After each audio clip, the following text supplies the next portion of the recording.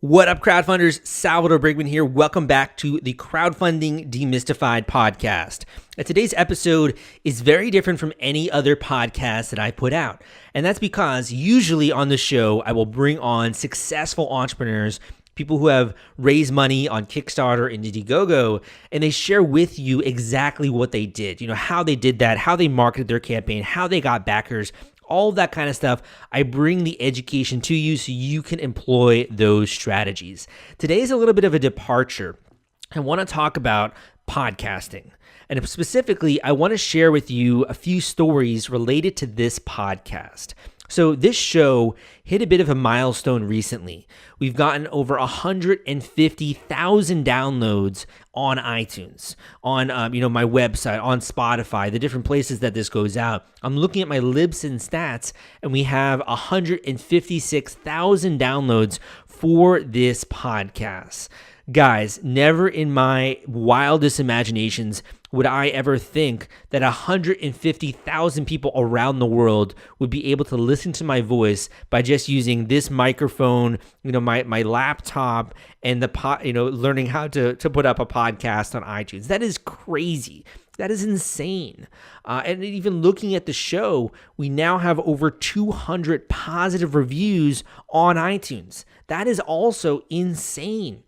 The fact that 200 people felt so strongly that they were willing to leave a review, and also that feedback, that just tells me I'm on the right path here in providing education for you guys. But it also just a major testament and major validation to me for my skills. I didn't always sound like this. I wasn't always as confident. I didn't always know how to broadcast and market my shows. When you go back into the archives of my podcast, you're looking at episodes 1 to 50 to even 100. I sound completely different than all of my later episodes.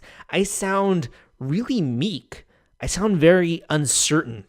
I sound like I don't know what I'm talking about, or at least very shy, very introverted. And that's a reflection of my time at that, my time in life, I think, at that point. But it's kind of weird because before I launched the podcast, I had been blogging for a number of years. I was very well versed in the topic of crowdfunding and marketing, these different things, but just talking publicly or broadcasting my voice publicly, it was a very big hurdle for me. And I was feeling a lot of fear and uncertainty, and it totally showed. If you listen to those episodes, I sound so different. I sound very meek. And at times, I also sound robotic. I almost sound like I'm not a human being. The emotion is not there in my voice. There isn't the same level of passion that I have today. And I had to work on that. That is a conscious skill that I had to grow to feel comfortable talking on this show, to feel comfortable interviewing people, to feel comfortable sharing my thoughts with you guys, and not feeling like when I do that, I'm going to be judged, or I'm going to have criticism, or a bunch of people hating on me. We always hear about these trolls on the internet, just kind of criticizing you and hating on you. I have had a little bit of that, but nothing in the way that compares to the outpouring of support and positive response. So thank you so much for that. There was another point in this learning trajectory where I actually went the other way.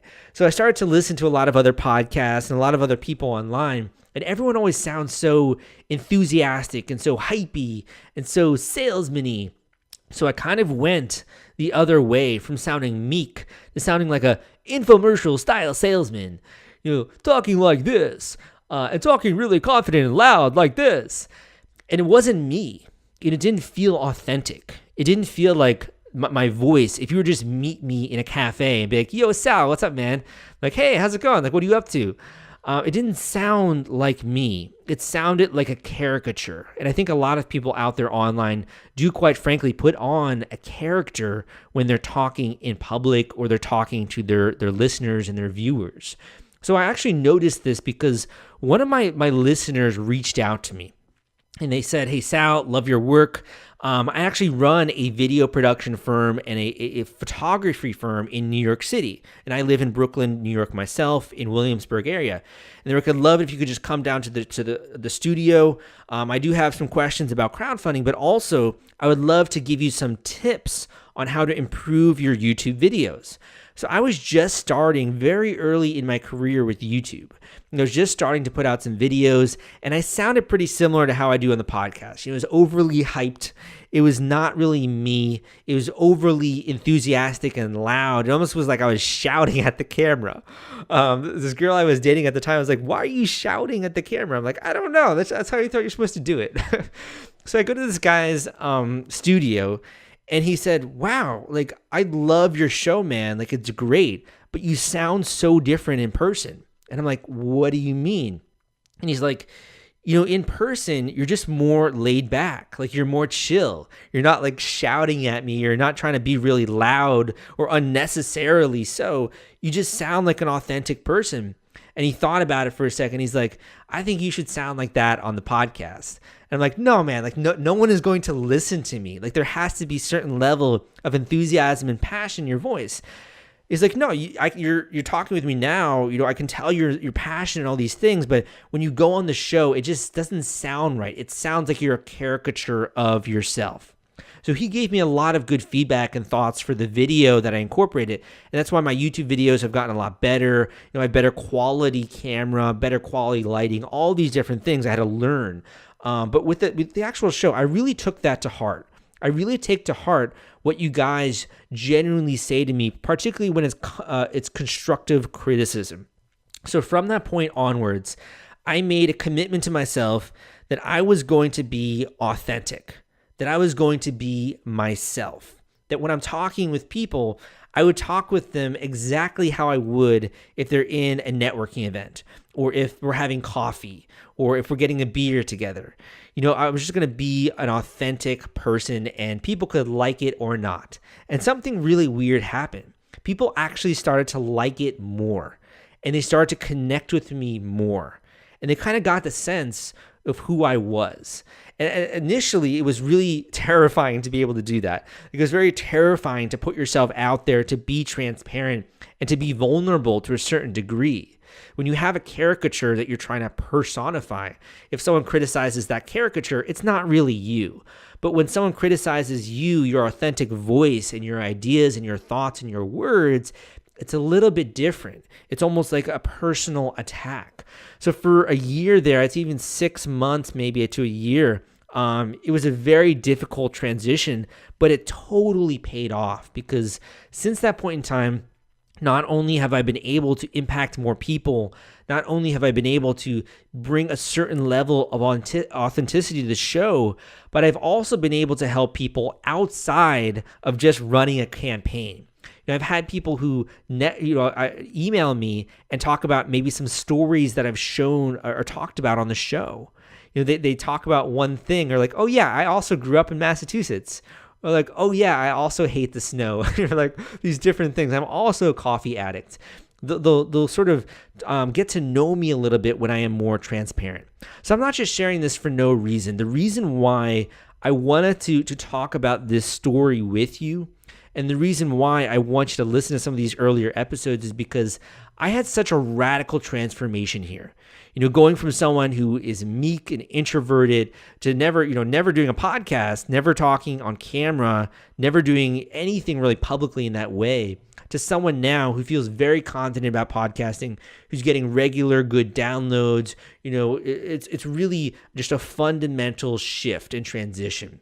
So I came to this point where I'm like, I went through this myself, and I really wish there had been someone to guide me along the way while I was doing that. I really wish there had been something like a book, someone I can talk to, someone who can show me exactly how to start a podcast, how to get over that fear, how to go with the right equipment, like all these questions that I had. I wish I had answers to them when I was just getting started. So I had that realization, and I was kind of thinking like, okay, how can I help other people? How can I actually bring this information to people? I'm like, well, I could start a podcast on it. I'm like, that's not really my forte. I wanted to bring information to you. So if you are someone in the audience who is interested in building your personal brand, if you're interested in, like me, talking with guests or building expertise in an area, Or if you're interested in using podcasting to actually build awareness of your e-commerce business, to build awareness of your agency, to build awareness of your crowdfunding platform, whatever it is, if you're looking to use this new powerful medium to reach people, and it is very powerful because someone can be listening to your show for 40 minutes at a time. People who don't tune into a 40-minute long YouTube video are willing to listen to a 40-minute long podcast. And during those 40 minutes, they get education and value. They get to laugh and hear about your stories. They're entertained a bit to a certain degree. And they also get to know about you. They get to know about who you are and the values that you have. Podcasting is so powerful for that reason. And it's also powerful because we're seeing a massive transformation in audio. We have people that now have Bluetooth headphones. We have Bluetooth-enabled cars. People can listen to a podcast in the same way that you listen to the radio, in the same way that you used to listen to books on tape or books on CD. You can now do that in your car because of the Bluetooth-enabled technology that are now installed in cars. You can listen to a podcast while you're commuting to work on the subway, and you can learn something. It's very similar to radio, and we're seeing this very big transition. More and more people are also listening to audiobooks, books like things that are on Audible. That's another massive thing I've seen within my own brand. More people wanting audiobooks and also wanting me to do more podcast episodes. I think that podcasting is powerful for these reasons, but fundamentally, it's a great way to download information into your brain. You can be doing other things when you're listening to a show. You can be doing laundry. You can be cleaning dishes. You can be cleaning up your room. You could be doing anything, quite honestly. You could be going on a run. You could be going to the gym. There are a lot of things you can be doing while you're listening to a podcast. So you can be learning at the same time and really turn your life into a learning center. All of these people, all of these brands that are trying to reach you through blogs and through the traditional banner media kind of mediums, podcasting is still at the infancy where if you launch a podcast, you will stand out from everyone else. There isn't as much competition in the realm of podcasting as there is in other ones like blogging, or as there is in growing more and more social media. It's becoming way more crowded. So the question is, how do you reach your customers in an authentic way? How do you get them to pay attention? And how do you get them to know you a little bit and trust you with your brand? And I think podcasting, quite certainly for me, has been the answer, but can also be the answer for you. So this is why I created an entirely new book for you. This is Podcasting for Beginners: Start, Grow, and Monetize Your Podcast. This book is now available on Amazon. If you want to check it out, it's extremely low cost, and it goes into not only my own story of having grown this podcast, of how I've able to, figure out the right equipment, figure out how to market the shows, figure out how to get downloads and attention and listeners, all of that kind of stuff. How do you actually monetize a show? How do you make money from the podcast? What is the easiest way to monetize a show? I go through all of that in this guide, Podcasting for Beginners. So I'm going to be linking up this new book in the show notes if you want to check it out. But also, if you're listening right now and you want to check it out, I'll give you a link right now. It's crowdcrux.com/podcasting. That is crowdcrux.com/podcasting.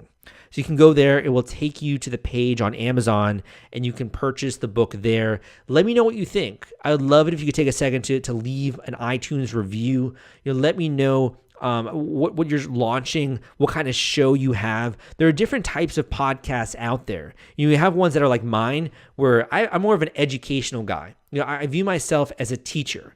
It's my job and like my function, quote unquote, in society to teach people things, to learn things, and to make information more accessible for people. That is my gig. Like, that's what I do very well, is breaking down complex topics, removing the fluff, removing all of these weird like technical terms that people get confused about that make them sound smart, but actually aren't practical for you learning it. I really am good at demystifying things and breaking things down into simple, digestible takeaways and lessons. So I think naturally I am a teacher, but not everyone out there is the same as me. You might want to launch a podcast in more of an entertaining kind of a niche. Maybe you want to launch a comedy show, or maybe you want to talk about dating stories in New York, which there are a lot of them. Maybe you want to launch a sports podcast talking about various sporting events or teams. Maybe you want to launch a podcast related to a hobby you have, like you love to watch Star Trek, or you love to discuss new movies that are coming out or new television shows. You're a cult follower of different shows. I don't follow, maybe like American Horror Story or something like that. You can launch a podcast, and it doesn't have to necessarily be doing the same thing I am. You don't have to be a teacher or an educational kind of person. It can also be in the entertainment realm. So this book is going to cover a lot of different things and a lot of territory. It's going to show you why it is that podcasting is the next big thing. It's the next thing that's growing a lot. The reason why you want to get in now is so you can take advantage of all of this growing trend. And it's also going to show you the practical side. It's going to show you the microphones you should be aware of. It's going to show you how to market your show, how to get downloads, how to get attention, and really the different types of shows, whether you're starting an educational show or an entertaining show. It's going to go into that. And finally, it's going to cover my story growing my own show, some of the stuff that I've learned, some of the changes and tweaks that I've made that have made a tangible impact on the success of my show. I'm going to share that with you in this guide, Podcasting for Beginners. Start, grow, and monetize your podcast. You can check this out at crowdcrux.com/podcasting. That is crowdcrux.com/podcasting. So thank you for listening to this podcast. And as always, I invite you to reach out. I love to hear from listeners. I love to hear stories, particularly of entrepreneurs and people that are going up against enormous odds and are trying to accomplish things in their life. In my own life, not only am I love to interview crowdfunders and people that are raising money on Kickstarter and Indiegogo. Like, I love that. It's my passion. But at the same time, as an individual, I'm trying to grow my own brand.